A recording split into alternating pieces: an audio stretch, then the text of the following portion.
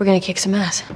Tom Holland's Spider-Man was always intended to have a trilogy within the MCU. And unlike the other two fuckers, this one would finally appear in more than just 3 movies in total. Well, he admits it! But strained relations between Disney and Sony threatened to prevent this from happening. All seems lost in September 2019 when Sony suddenly announced that they would no longer be collaborating with Marvel, meaning that Spider-Man would no longer be appearing in the MCU and would instead be integrated into Sony's own Spider-Man universe. The Marvel people are terrific people. We have great respect for them, but on the other hand, we have some pretty terrific people of our own. Feige didn't do all the work. We're pretty capable of doing what we have to do here. Yeah, I mean, this pile of crap suggests otherwise. That'll do it. However, the backlash to this decision from fans and Tom Holland alike was so great that Disney and Sony agreed to come together to renegotiate a new deal in which Disney would retain merchandising rights and 25% of the profits, while Sony would keep the rest. And in October 2019, it was announced that Spider-Man would remain in the MCU. Which is just as well, because let's face it, after the Avengers disbanded, Spider-Man's the only one keeping this shit afloat. Yes, of course. John Watts was confirmed to come back as director, and Chris McKenna and Eric Summers both returned to write the script, and originally planned on including Kraven the Hunter as the main antagonist, which both Watts and Holland were in favour of. However, they instead decided to capitalise on the ending of Far From Home, as this would be the first Spider-Man in which the entire world would know his secret identity, taking inspiration from It's a Wonderful Life by writing a story in which Peter made a wish for his identity to be hidden from the public again. This idea developed further, making Doctor Strange the facilitator of this magic wish, which then gave the writers the idea to integrate the multiverse into the story, thereby allowing previous versions of Spider-Man and his villains to appear. However, they originally only planned for these characters to be cameos, but once they started writing, they realised they had to integrate these past characters into the film's entire plot. Kind of a missed opportunity in some regards. I mean, they could have literally gone all out. Given James Cameron his wish, they could have brought in the Spider-Man movie that never actually got made and have Leonardo DiCaprio appear as Spider-Man.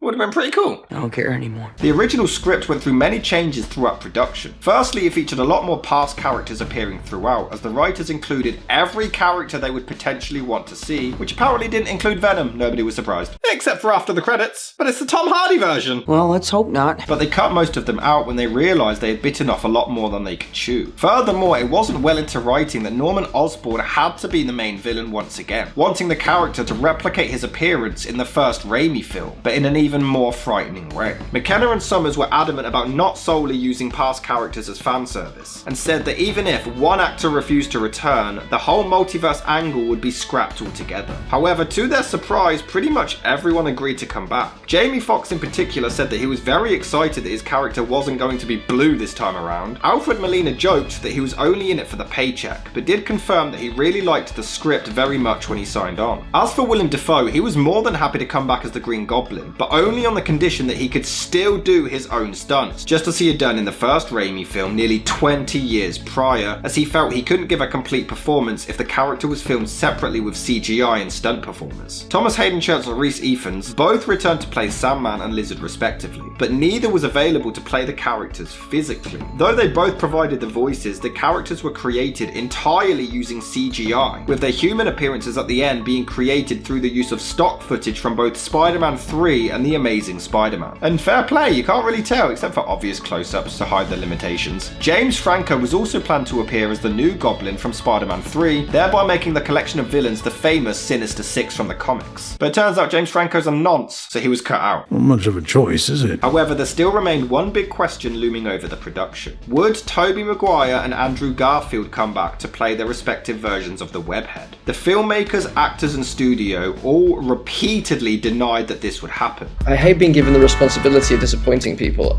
but yeah, no, it's not something that I've been asked about or anything like that. You know there's going to be like a Capitol-style insurrection if they're not in this movie, right? Yeah. I don't know how to bring up the Spider-Man stuff because obviously I don't even want to like ruin anything if there is something to ruin, except to There isn't anything to ruin, bro. I had to just quickly cut you off. There's nothing to ruin. Really? Like it's so crazy to like. It's just gotten out of hand. This is all bullshit. No, I'm not in the film. I love Spider-Man. Emma kept on texting me and she was like, "Are you in this new Spider-Man film?"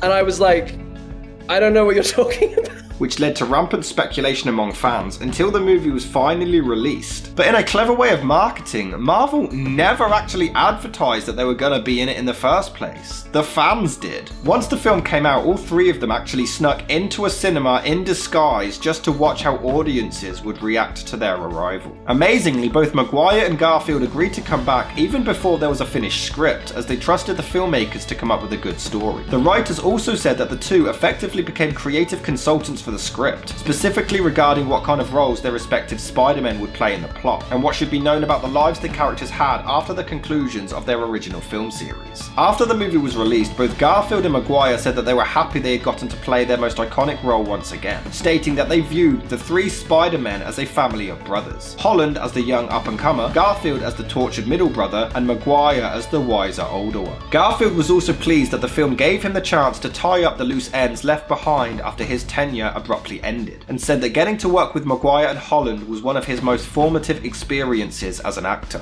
Fascinating. Filming was scheduled to begin in July 2020, but due to the pandemic, this was delayed until October, and everything had to be done in complete secrecy. All the returning actors would often be covered in cloaks whilst off set so as to avoid their appearances being leaked. However, there were also some issues in regards to the film's release date. The movie was supposed to come out after Doctor Strange and the Multiverse of Madness, but due to the constant COVID delays affecting production of the latter, it was decided that the two movies would swap, with No Way Home coming out first, meaning that both film scripts had to be rewritten to avoid continuity errors. Which definitely won't be super obvious in the next one. Leave it alone. Spider-Man No Way Home was released on December the 15th, 2021, and after a string of box office disappointments, this one proved that the MCU was back in business, baby! The movie grossed an insane $1.9 billion worldwide. Bear in mind that this means it made more money than Black Widow, Shang-Chi, and Eternals combined.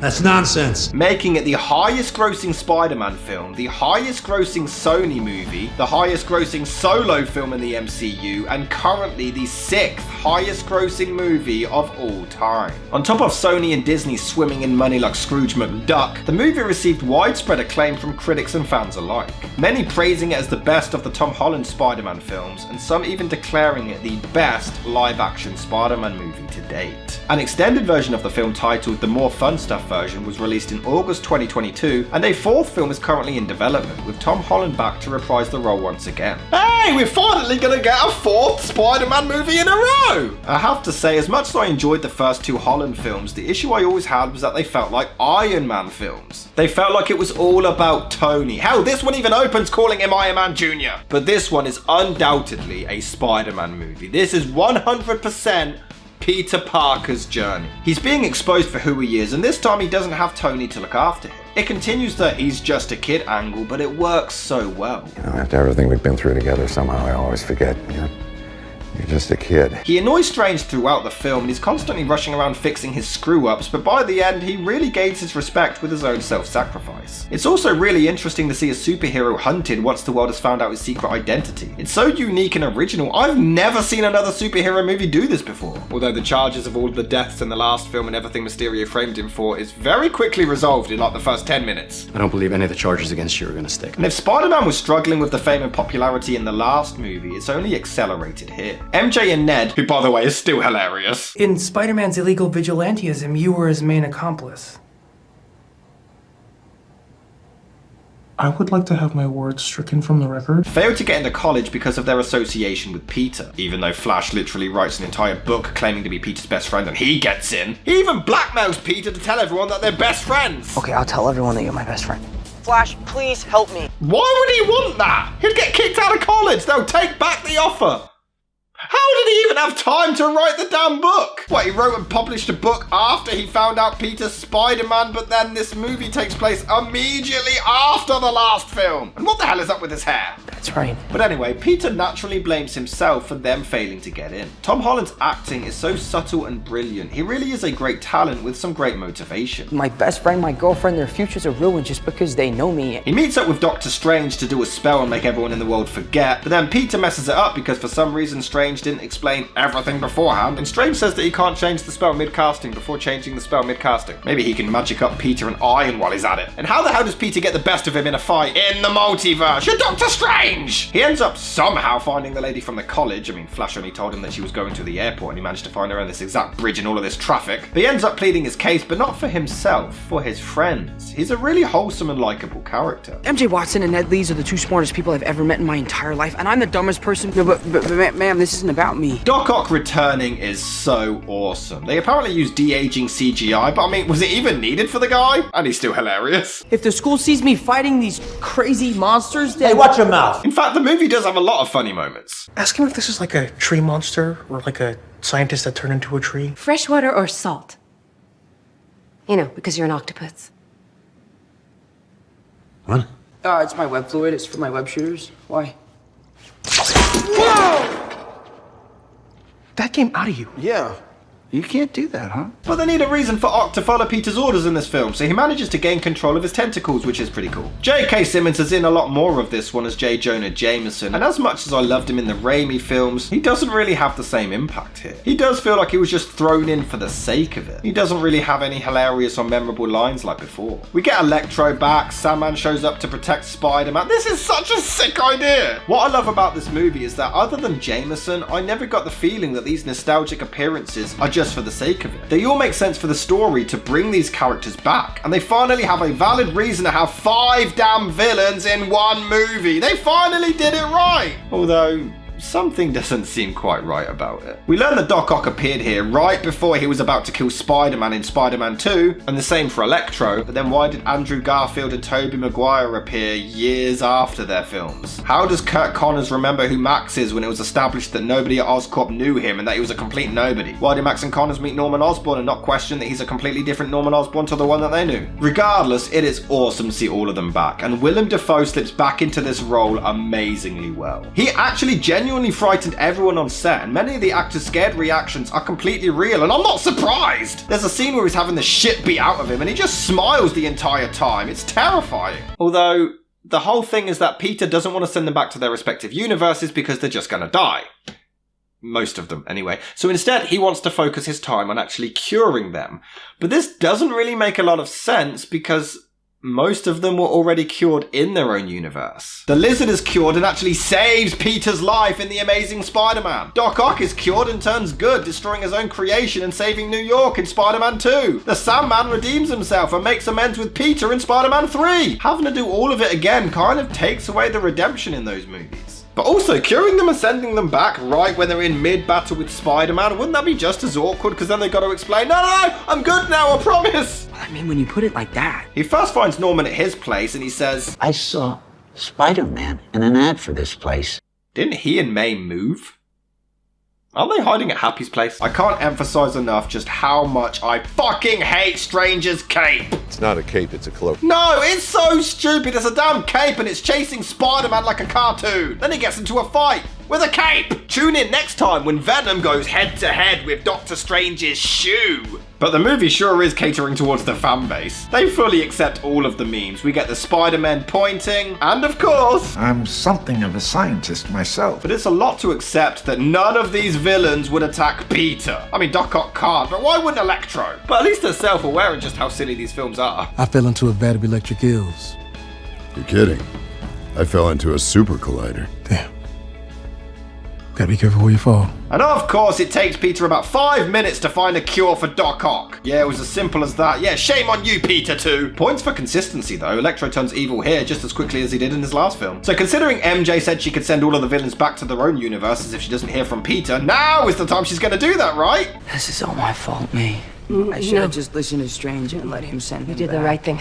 Now, Peter, call MJ and send them all back, you fucking idiot. I can't lie. May's death is fucking heartbreaking. Unlike Uncle Ben in the other versions, we've had 3 whole films to grow to love this character. And now that Tony's gone, she's almost all he has left. Tom Holland's performance is astounding, and considering she actually stepped in to save him, he's going to blame himself more. Happy shows up and gets arrested, but he locks eyes with Peter and immediately knows what has happened. It's so tragic, and Peter tries to grieve but starts getting shot at. Why is he blamed for this? I mean, there's a giant lizard, a massive electrical man, a huge sandman, and a weird goblin on a glider flying through New York. They don't suspect that maybe one of them might be responsible? We tire of your questions, boy! But no, MJ still doesn't push the button for some reason. Maybe she's worried it'll reboot the series again, I don't know. But it really is an amazing moment when Andrew Garfield first appears, though he literally removes his mask to the first random person he comes across, and then says, I don't carry an ID with me, you know, it kind of defeats the whole anonymous superhero thing.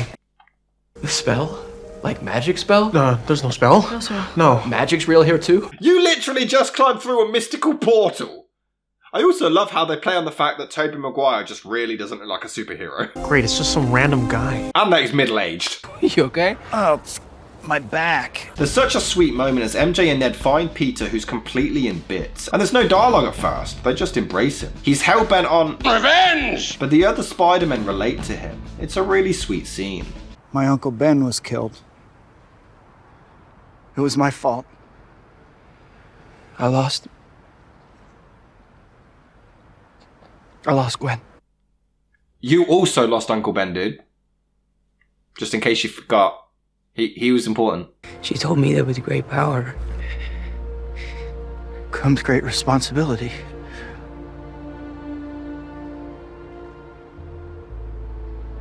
Wait, what? How do you know that? Uncle Ben said it. He didn't say it to you, though. And I promise you, I won't turn into a supervillain and try to kill you. And this led to fans speculating as to whether Ned will take up the Hobgoblin mantle in future MCU movies as he does in the original comics. There's a scene where the three Spider-Men are just casually chatting and Tobey attempts to explain the bullshit from Spider-Man 2. I had a web block. Whoa, why? Existential crisis stuff. Yeah, I mean, like, don't get me started on that. And this scene goes on for so long where they don't really talk about anything of relevance. What are like some of the craziest villains that you guys have fought? Seems you've met some of them. That's a good question. Yeah, I fought an alien made out of black goo once. I don't care. It's a nice calm moment before the big fight at the end. I'll allow it. I'm a hypocrite. Don't care. Scene is great. They're clearly having a blast. Fuck you. I love how Ned somehow mastered the art of opening portals so quickly, but Doctor Strange required weeks, if not months of training. Although he can open and close portals fine, but later in the film forgets how to close them apparently. But why is Sandman evil all of a sudden? He turned good at the end of Spider-Man 3 and was good earlier. You could argue that he just wants to return to his daughter, but he'd still want to be human again, right? He still needs their help. And just like before, they were able to find the cure for all 5 villains in fucking record time. These are the greatest scientists in the bloody world. There's a nice touching moment between Andrew Garfield and Max, and it is awesome to see him tie up all loose ends. Back to being a nobody. You were never a nobody, Max. Especially when he manages to save MJ and then breaks down because he wasn't able to save his own love, but at least managed to save someone else's. His acting is insane. And this wasn't originally scripted. John Watts suggested it to the writers who loved it and immediately wrote it in. Garfield loved the moment and said that he saw it as his Peter finally forgiving himself for not being able to save Gwen. And Tobey has a really nice moment with Otto as well. How are you? Trying to do better. Because my last movie was shit. Tom Holland ends up beating the shit out of the Goblin and there's very little music, which only adds to the emotion of it all. It is a cliche trying to seek vengeance, but I feel like it's delivered completely differently, considering we've seen the other 2 Spider-Men learn from this. It's interesting to see them watch on from afar and try to help Peter not repeat the same mistake. Strange gives him a short amount of time to say his goodbyes.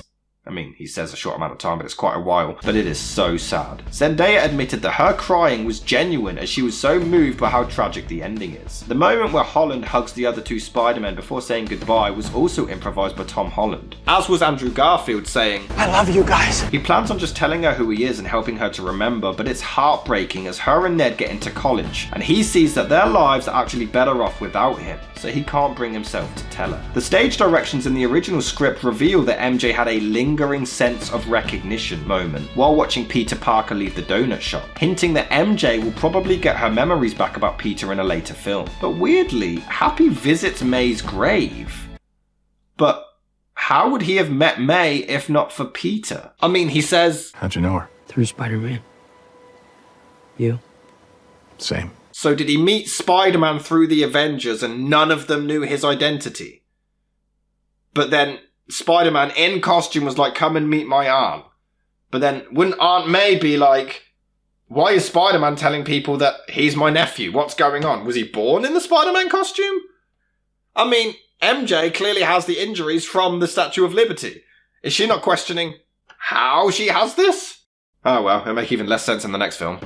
It is so much fun. It definitely plays with your nostalgia, but it's all for a purpose. I do think they held back and they could have thrown even more in there, but I'm just greedy. It's such a cool idea to bring everyone back in one film. Honestly, Phase 4 was beginning to scare me, but this one, my god, this one brought it right back on track.